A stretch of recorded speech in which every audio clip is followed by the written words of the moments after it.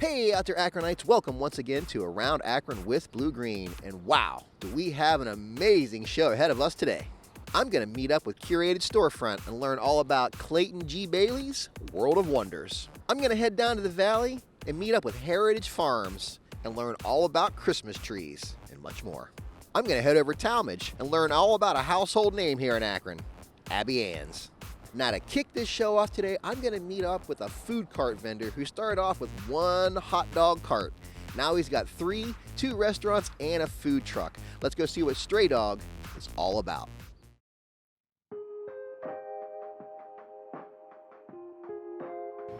Cooking was never my intended destination in life. It just occurred. I learned how to cook from my mother, and cooking and gardening and all that stuff I grew up with, but it was not my intended career path.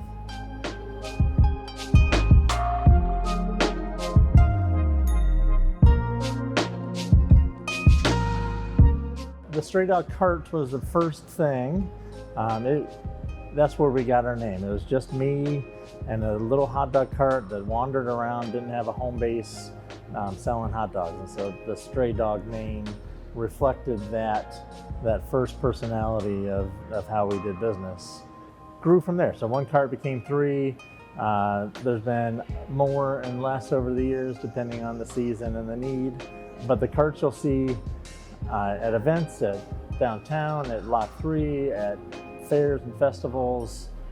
They do a pretty diverse group of activities. They still are really the heart of what we do. You know, they're our primary advertising vehicle. It's usually the first thing people see of the Stray Dog is a cart somewhere.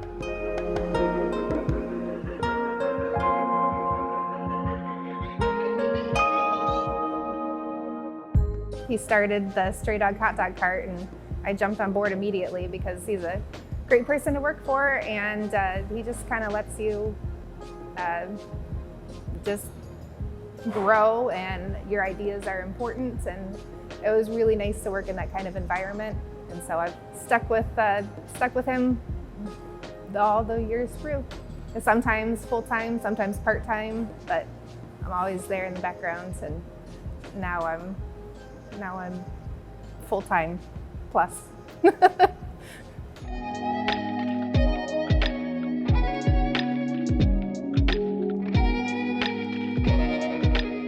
He started at the hot dog cart and wanted to make things more interesting, and I said, make mustard, and so he did. And we, I can't say that I've ever made a mustard recipe, but I've helped tweak them a little bit here and there. I'm the official taste tester to make sure everything's right. And I'm always amazed at how he creates things. It's always so simple, and using the most simple and fresh ingredients, and everybody just loves the condiments. And I don't know how he does it, but I'm happy to add my opinion along the way. We do other condiments as well. We do 10, 11, 12 flavors of mustard. Some of those are seasonal. That's why the number fluctuates a little bit. So, in the wintertime we have a cranberry mustard, and we have a honey mustard. We have a couple of hot mustards. We also are the Akron pickle. So we manufacture pickles and relishes and chow chow and some crossover products that are co-branded the Stray Dog and Akron pickle.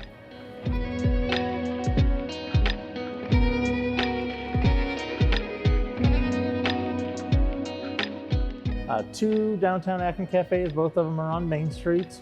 One's at 75 South Main Street, attached to the main library on the northern end of downtown. And on the southern end of downtown, we're the Cafe 388 inside the AES building, which is the home of the Akron Beacon Journal and the Greater Akron Chamber of Commerce. We're here on the 2nd floor, the main lobby area. Our cafes are way more than just hot dogs these days. We started with hot dogs, and it's still part of our DNA. We still serve a lot of gourmet hot dogs, and our our mac and cheese dog or our pickle dog or lots of those things are still good sellers. So we sell, we sell a beef dog, a turkey dog, and a veggie dog. And we're pretty strong in that vegetarian game, but we also serve a slew of sandwiches and salads and soups and chilies and flatbreads and gyros and all sorts of things come and go off our menu. We're here to really meet the needs of downtown people and what they want to eat for lunch. And sometimes it's more than a hot dog, but sometimes it still is a really good hot dog. We're also do catering and special events, and we cater to weddings and festivals and all sorts of things. Anything to do with food on the go, that's us. We're really good at small events and making sure that the event is like our part of your event is perfect as possible, and their vision is throughout our planning, and we really like making people's events wonderful. We genuinely do, like, without thinking of what we can get out of it. We genuinely want to make our customers happy.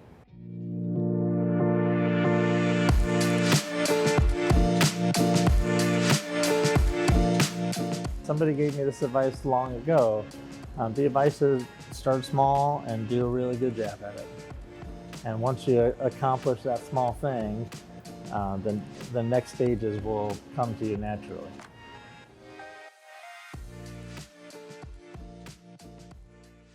Next up, we're headed down to the valley, to Heritage Farms, to learn all about their Christmas trees. But did you know they have camping in the valley? Let's go see what Heritage Farms is all about.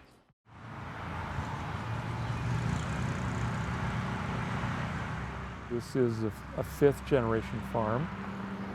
Each generation has adapted what the farm does, what it produces, what it grows, what it sells to work with the economic environment of the time. Lawson Waterman was the first person who owned the farm, and he and his wife are here. They built canal boats. He owned one of the most prominent canal boat building operations on the entire Ohio and Erie Canal. And that was just down over the hill to the river. They operated quarries. Peninsula sandstone is a high grain, dense sandstone. We have receipts in our attic that's sandstone millstones were being sent to Paris.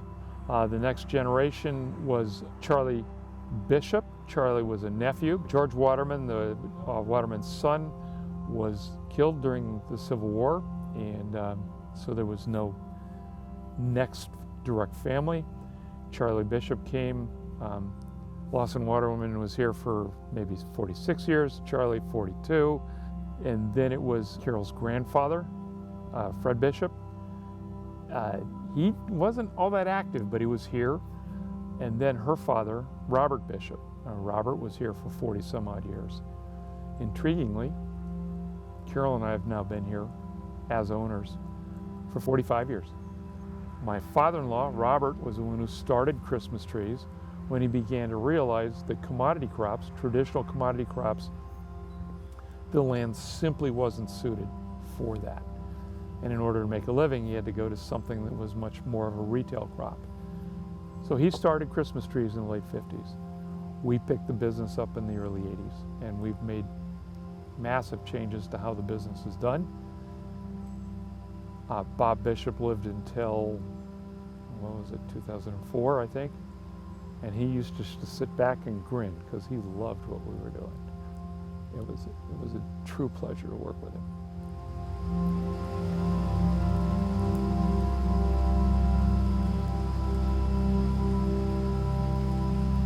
Lawson Waterman originally purchased in parcels as he went along.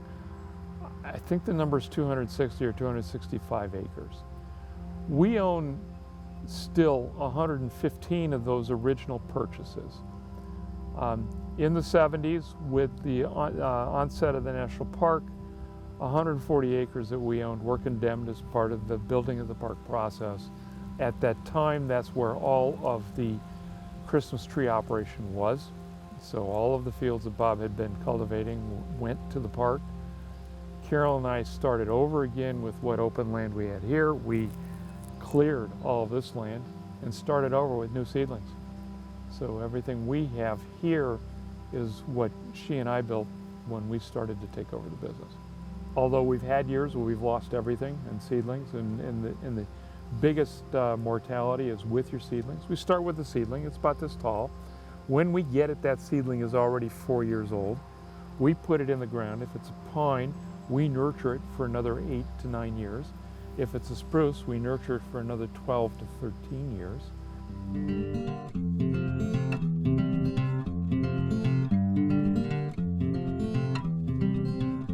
There are 3 activities in the summertime. One are the flea markets. We have 6 of them a summer. We host up to 70 vendors that are spread around on the site all over the place. We have food, we have music. People are selling just about anything you can imagine. The flea market is as much of an artisanal market as it is a flea market. People who come here have a lot invested in what they're selling. Another thing we do here is Fairy Days. Fairy Days is going to be in July this year. It's 2 days, and it's a fantasy. We pretend that we've turned into a fairy garden, and we try to decorate and arrange things so that the kids can come and be in fairyland. The last thing we do here in the summertime is camping. We are a licensed campground, and if you wanted to host camping on your property, you need to get licensed by the state. It's a significant process. The licensed campground, we have 15 tent sites or campsites here, 3 are shelters, 2 are A-frames. That leaves me, 10 more tent sites. You get to come out in the middle of the Cuyahoga Valley National Park, camp in a gorgeous piece of property. We have firewood available for you, picnic table, fire ring, site to put your tents. And we have amenities for sanitary amenities or porta-johns, but it's primitive camping. We are the only campground within the park. And we're within the park. I mean, we're surrounded 100%. You can't be any more in the middle of the park than right here, physically. That's the park boundary is that line of trees over there. That's the property line.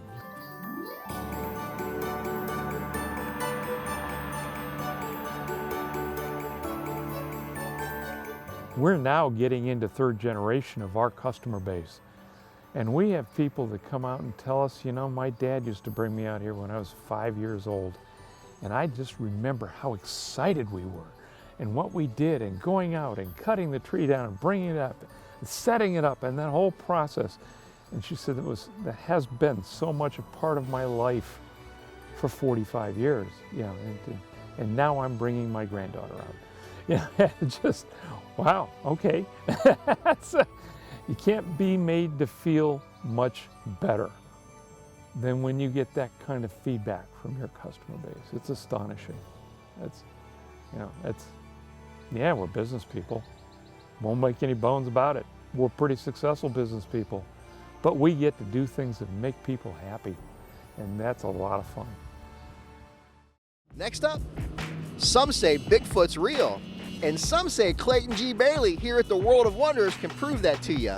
Let's go see what Clayton G. Bailey's World of Wonders, presented by Curated Storefronts, all about.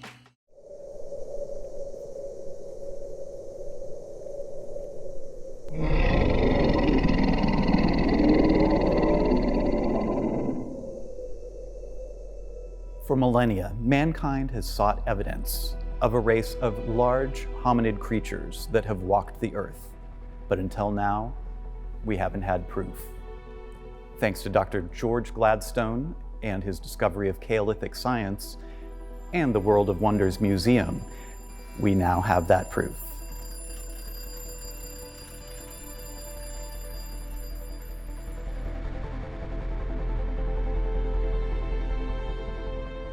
Paleolithic science is a very rigorous field, and one of the reasons why it's so rigorous is that it isn't only about the study of the science. There is also an awareness and even sort of an art to it. So my primary training was actually as a practitioner of ceramic arts, but it was only after I met Dr. George Gladstone that I received advanced training in the Paleolithic sciences.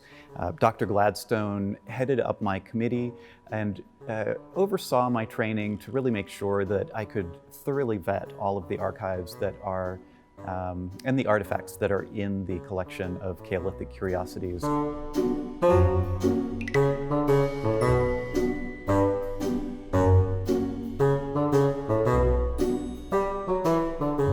It's a little bit hard to say how I met Dr. Gladstone for the first time.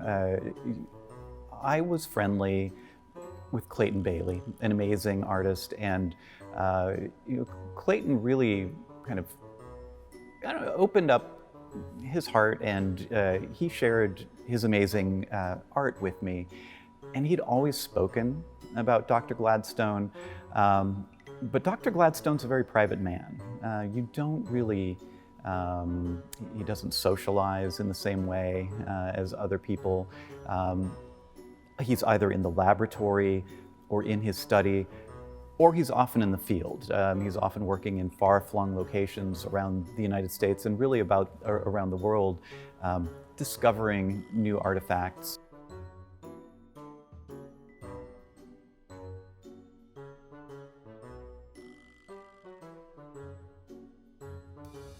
My name is Garth Johnson, and when I'm not the curator of Paleolithic Curiosities at the World of Wonders Museum, I am the Paul Phillips and Sharon Sullivan Curator of Ceramics at the Everson Museum of Art in Syracuse, New York. And I have to say that Clayton Bailey, as a curator, is maybe my greatest hero. So to see the World of Wonders come together in a new location in Akron, Ohio, is really important to me and really warms my heart. This institution is not only one of the most valuable institutions when it comes to ceramics, but Clayton Bailey had a knack for conceptual art and performance art, although he would, I think, hate for me to call it that. And he was really adept at using the language of the museum and using conceptual ideas to underpin everything that he created as an artist. So whether it was putting together robots in his robot shop, or working on ceramics, or doing demonstrations for the public, these are all things that he took very, very seriously. Clayton Bailey never did anything by half measures.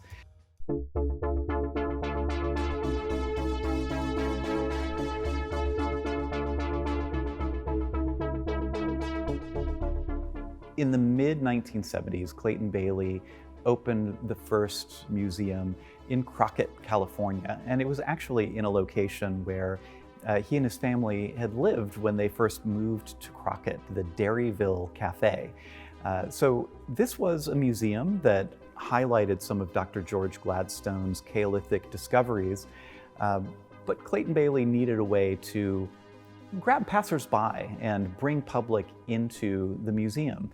So I think he had already started tinkering with the idea of creating robots, but the very first major robot project that Clayton Bailey created was a robot named On-Off. So On-Off, I'll tell you a secret, sometimes Clayton could squeeze into it, but often his son Kurt was inside of the robot, and it was On-Off's job to bring people from the community into the gallery. And On-Off was animated with all sorts of amazing lights. And On-Off became such a popular attraction that Clayton Bailey really launched a whole second career as a creator of robots. And for many people, he's known primarily for his robots instead of his ceramics. Clayton Bailey's pieces don't only tell the story of Clayton Bailey's creative decisions, but they really tell the story of the history of America and the history of who we are as a people. I think Clayton Bailey's invention of robots and all of the things that you see in the World of Wonders Museum, he really reflects an American spirit, and he is a truly American archetype.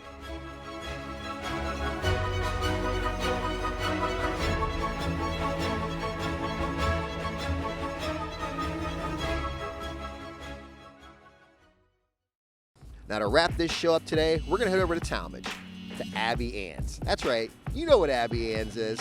It was one of the first thrift stores here in Akron. Let's go see what Abbey Ann's is all about. I remember just passing by here, seeing a bunch of junk in the window. My parents would never stop in there. But eventually, I used to come in here, like when I graduated high school, I'd shop around here because I'm a junker. I started out at the flea market, so, you know, I hit the thrift belt pretty much. Abbey Ann's, Goodwill, Salvation Army, you know, all the way around Akron pretty much. Akron, Monroe Falls, Talmadge, you know, just shopping. I mean, right out of high school, I started selling at the flea market before I could even drive, really. Before I had my license, my dad used to drop me off down there with a bunch of stuff. I used to sell military surplus. I'd go down to Columbus and get skids of it. And I started out at the flea market, and yeah, eventually talked to these guys in here and found a job. You know, just consigning. You know, I'd bring stuff in to sell, and so I ended up working here, and I pretty much ran his company for him, you know, while he was in Florida. And then eventually one day I got tired of just working here. And he pretty much talked me into buying it.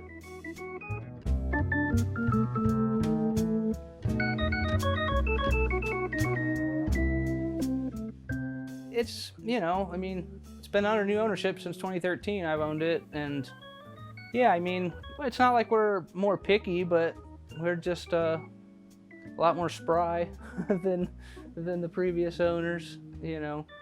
In the 80s when they started out, you know, I mean, they were able to even sell new stuff. You know, the economy was a lot better, you know, especially with furniture. You know, there wasn't a lot of competition. You know, they had stuff that nobody else had. You know, they were in the paper quite a few times for, you know, just having unique stuff. You know, we're not as picky as some of the, you know, consignment shops where they only want to, you know, sell pristine stuff. You know, we're catering to a certain market base that can't, you know, that just needs something they can use. They don't need it to, you know, all they need is the function of it. You know, cosmetics aren't, you know, we don't stick our nose up if it's got a couple scratches on it.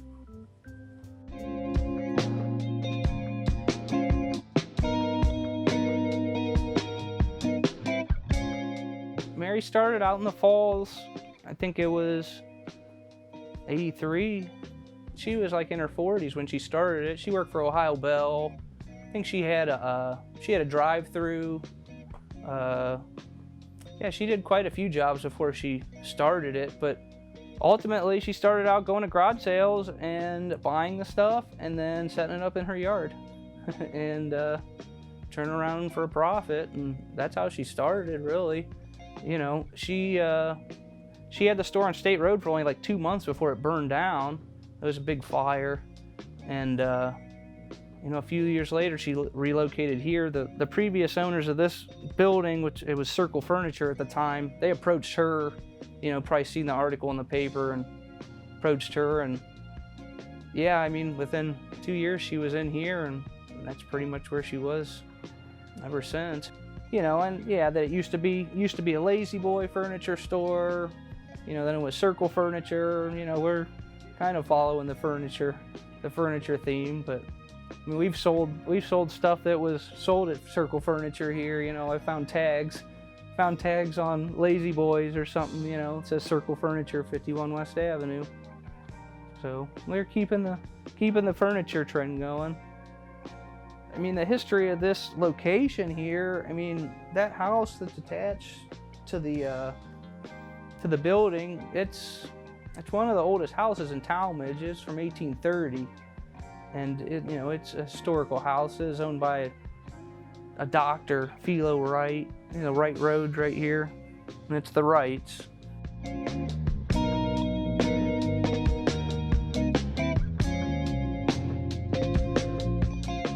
the stuff finds us.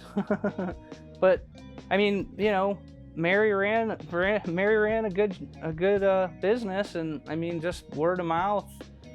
You know, I mean, we've helped out a lot of people. You know, if they're cleaning out an estate and they need it out of there, and they're throwing their hands up in the air, and then we come through and, you know, accommodate them, and then they're telling somebody, ask them, I got a bunch of stuff to get rid of, and they go, oh, well, Abbey Ann's cleaned me, you know, got me fixed up, and, you know, it's all word of mouth. I don't do any advertising, you know, it's just the establishment, you know. I mean, we got Google, I guess, is how they find us. They call, you know, I guess they could go on our website and we have some info on there, but yeah, I mean, it's kind of a household name around Akron, so yeah, you don't have to try too hard. I mean, I have to try harder to, you know, it's more work just to turn everybody down. You know, I can only haul so much.